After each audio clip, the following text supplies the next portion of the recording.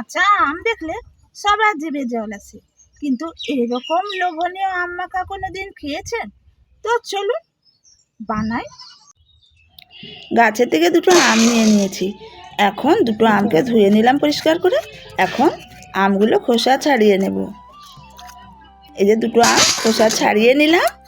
এখন ভালো করে গ্রেট করে নেব আমটা কুচি কুচি করে। এই দেখুন কত সুন্দর গ্রেট হয়ে গেছে। আর একটা আমও ওরকম করে নিলাম। দুটোই আম করে নিয়েছি। এখন কাঁচা লঙ্কা 4টা নিয়ে নিলাম। এরকম লবণ নিলাম, বিট লবণ নিলাম, আর লঙ্কার গুঁড়ো আর একটু চাট মশলা। এখন ভালো করে লঙ্কাগুলোকে চটকে নেব। এই দেখুন মেখে নিয়েছি মশলাটা। এখন আমের সঙ্গে মিক্সড করে দেব। লাস্টে চিনি অল্প দিয়ে দিলাম। এখন ভালোভাবে মেখে নিলাম। জিভে জল তো চলেই এসেছে। এবার সাবস্ক্রাইব করে ফেলুন চটপট আরও এমন মজাদার রেসিপি দেখার জন্য।